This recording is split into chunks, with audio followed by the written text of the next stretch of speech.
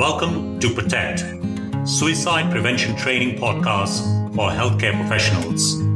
I'm Manan, consultant psychiatrist, founder, and head of faculty at Progress Guide.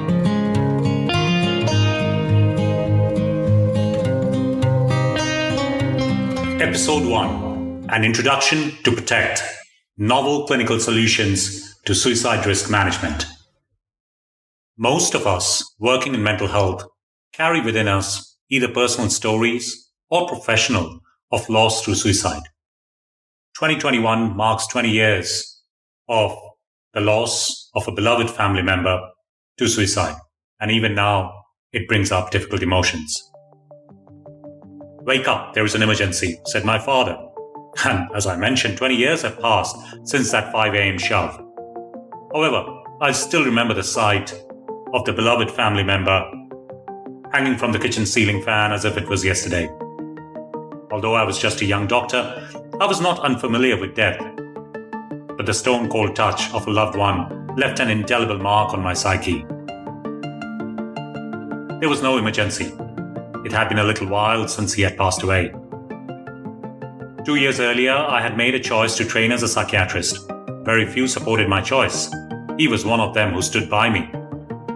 The afternoon before he suicided, we had spent together. I was about to leave for Britain. It is customary in India to take the blessings of elders when one begins a new life journey. We chatted about life, politics, philosophy. We talked about day-to-day things. His son had a tremor, and he had taken him to a bank manager to ratify his signature on bank checks. He told me about money that he was putting away in gift envelopes for his children for the upcoming autumn festival. It was a pleasant afternoon with nice memories to cherish.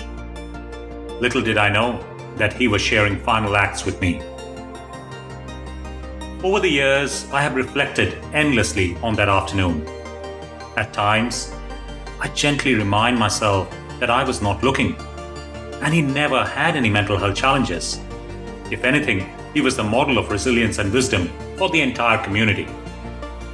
At other times, I tell myself that I do not have the superpower to read minds or foretell the future. How was I to know that having made a final decision, he was at peace? But every now and then, my defenses still fall apart as I grapple with self-doubt.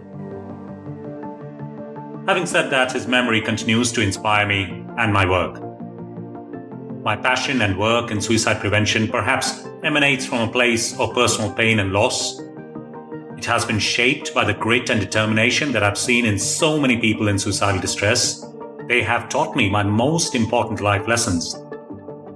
However, it is the likes of you, healthcare professionals, who capture hope when hope is fading, that I would like to dedicate this podcast series to. Dawn heals the darkest hour, but when dawn is not in sight, you are the candle of hope. So, this is to you all who work in healthcare and support people in suicidal distress. The emotional distress that suicide brings up for me, it may be the same for you. The content that we cover in the course may bring up difficult emotions, so please take breaks and look after your well-being. A person with suicidal ideation is often trapped in an overwhelming sense of despair. Stemming from entrapment, suicide may become the salient solution to life circumstances and intense psychological pain. Suicide is a major public health problem, with over 800,000 people dying annually worldwide. And for each completed suicide, there may have been 20 or other attempts. To support those in suicidal distress, professionals, families, and friends strive to establish new and alternative ways of coping. However, there is a dissonance between the reality of those experiencing a crisis, for whom suicide is the perceived solution, and those that are caring, who view suicide as the problem. Reconciling these positions is difficult, as professionals have to understand the person's pain before they can form a collaborative partnership on the road to recovery. In a serious suicidal crisis, recovery-oriented practice is often sacrificed on the altar of safety. and care becomes prescriptive. In our previous work in reducing coercion in care in the acute setting, staff and patients highlighted the difficulties in striking this balance. They described the restrictive practice as it never is very nice, but it is a necessary evil. 86% of study participants highlighted the importance of enhancing relationships through empathic communication as a way of overcoming the challenges that are posed in inpatient care. This was the most common theme that emerged and formed the foundation of the PROMISE program, which showed that with the right care, the person has more control. This way of working calls for compassion and a deeply empathic value set amidst professionals who need to be skilled at identifying and supporting people at risk, sometimes in high-pressure environments like inpatient wards and emergency departments. Although suicide prevention training to gatekeepers, primary care physicians, emergency department staff, and mental health professionals has been rolled out, reducing suicide rates remains a challenge. Most packages focus on assessment skills, risk screens, and risk factor tools, but do not address tensions between divergent views of people in distress and professionals involved and how to build empathic partnerships. Risk assessments may become a tick box exercise and fail to capture the narrative of the person's distress, particularly in time and resource-poor environments. Also, most training programs focus on which information to collect and do not address biases in thinking and attitudes which may considerably influence the outcome. Based on relational safety, Protect provides a novel approach to supporting people in suicidal distress.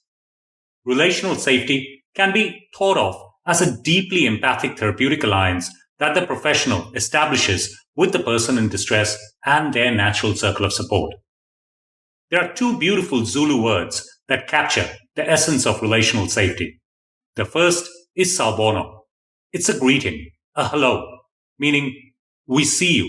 Me and my ancestors see you. Not just you, but you and your ancestors, your hopes, your dreams, your aspirations.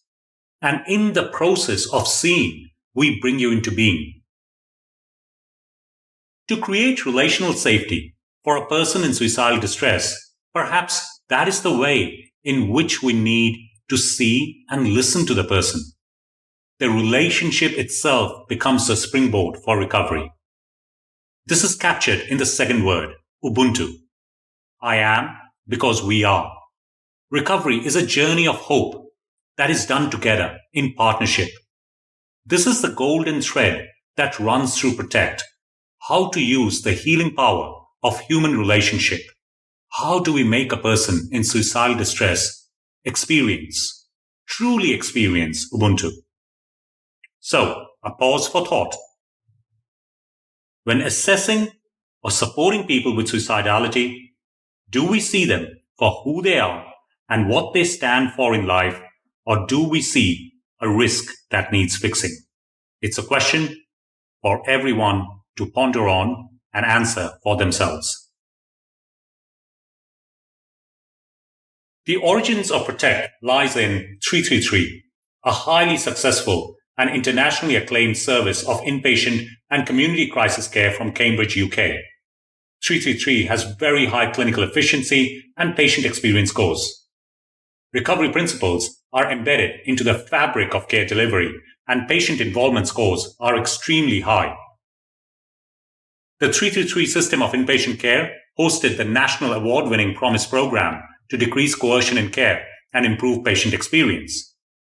The PROMISE paper on suggestions for reducing physical restraint won the Wiley Paper of the Year award.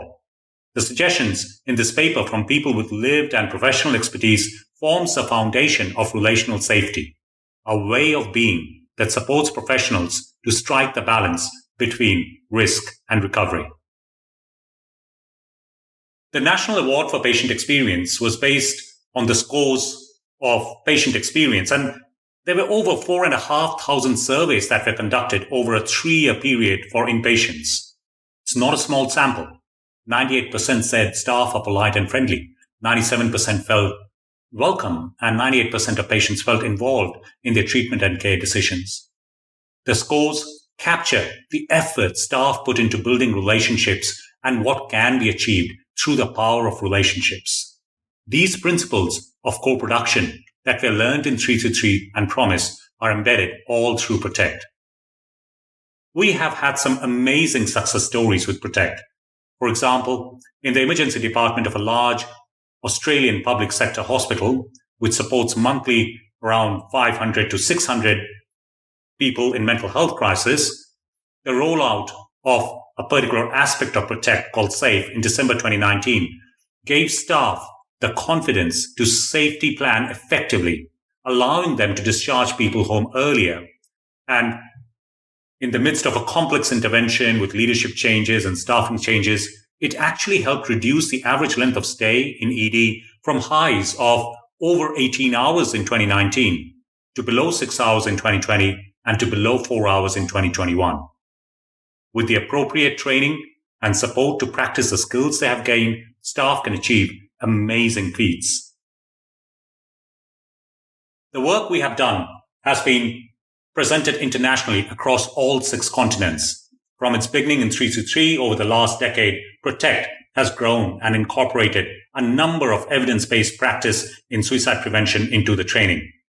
They are now available as beautiful books, both a guidebook and a workbook, and a combined one as well, which are available on Amazon or at www.progress.guide. There are 3 principal modules. A core module in which we introduce the concept of relational safety through the care compass, pain relief optimization, a risk rethink, and empathy in action, and through a range of theoretical constructs and practical conversation aids. It covers the delicate balancing acts that professionals need to master. We often say, protect the core, progress all else. The core module lays the foundation on which Protect is built. So it establishes the values and principles of relational safety, supporting professionals to strike those delicate balances that are essential in everyday care. The next module is Assess. As the name suggests, it's the assessment module aimed at getting to know the person in distress and gaining a thorough understanding of their psychological pain. But knowing oneself is a prerequisite to gaining a thorough understanding of the psychological pain of the person in suicidal distress. So Assess promotes self-awareness regarding clinical decision-making, along with knowledge of the assessment sequence, suicide phenomenology, strategies for interaction, all the way to formulation and documentation. And finally, a recovery module called Aspire that focuses on the person's strengths and assets. This care module in Protect is a framework to co-create a safe and empowering recovery journey. Acceptance of the person's ambivalence towards living enables a sequence of actions from safety planning in the midst of a crisis to delivering person-centered care, building resilience for the future. Aspire brings to life assets-focused, recovery-oriented way of working. The 3 modules bring together a range of techniques, strategies, frameworks, and above all, a way of being that cultivates hope and bolsters the strengths with which a person in suicidal distress may have lost touch. One can think of the training program as purchasing new clothes for an existing wardrobe. It does not mean that the old wardrobe has to be discarded, as a new suit might go very well with a shirt and tie from what already exists. The knowledge and skills from Protect will complement those that already exist in an experienced clinician, and for beginners in mental health, it will provide a solid foundation. If you believe the podcast will be helpful to yourself and other healthcare professionals like yourself, please do recommend the podcast to others, as it will bring progress to practice and keep alive the passion in the practice of mental health care. Thank you.